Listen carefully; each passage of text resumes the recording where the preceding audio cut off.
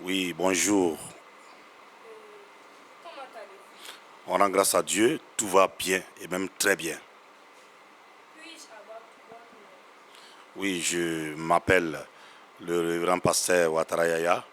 Je suis le pasteur principal de l'église évangélique La Grâce, une église fondée par Global Impact Mission, voilà, dont je suis moi-même l'un des fondateurs.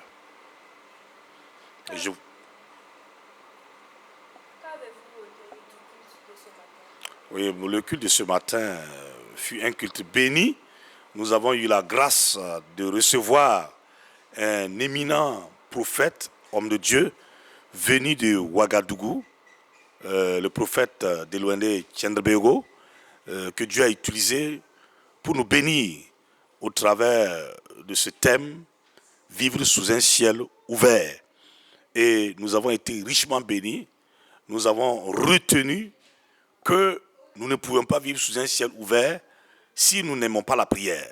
Donc, une des toutes premières conditions, c'est que nous devons aimer la prière, prier. Et il y a un verset même qu'il a introduit pour nous inciter à cela, 1 Thessaloniciens 5, verset 17, qui dit prier sans cesse.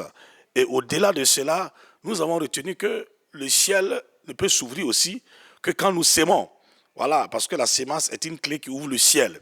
Celui qui sème peu, moissonne peu. Celui qui sème abondamment, moissonne abondamment. Et nous avions également été fort enrichis par le verset de Malachie chapitre 3, verset 7 à 10, où l'Éternel dit là-bas d'apporter dans la maison du trésor les dîmes et les offrandes.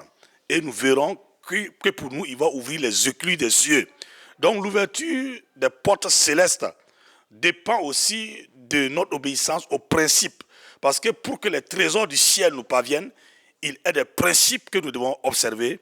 Et l'homme de Dieu nous a conduits à la découverte de ces principes-là, les principes d'obéissance, de soumission, les principes de sémence, et sans oublier le principe cardinal, la prière, voilà, qui sont autant de clés qui nous permettent de voir notre ciel ouvert, notre effata devenir une réalité. Il a également terminé en situant un peu le contexte de l'évangile de Marc chapitre 7, verset 31 à 37, où Jésus a été amené à ouvrir les oreilles d'un sourd et à délier la langue d'un muet. Il dit là-bas que voilà, Jésus devait poser là-bas un acte prophétique, une action prophétique.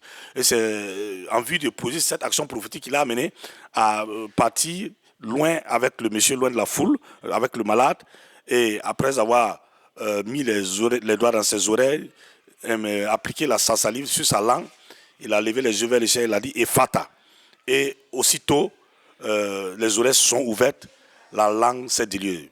Autrement dit, les portes de ce monsieur se sont ouvertes. C'est des portes qui étaient fermées, qui faisaient qu'il était dans cette condition de surdité et il ne pouvait pas également parler. Mais quand les portes furent ouvertes, aussitôt, ses oreilles se sont ouvertes et sa langue s'est déliée.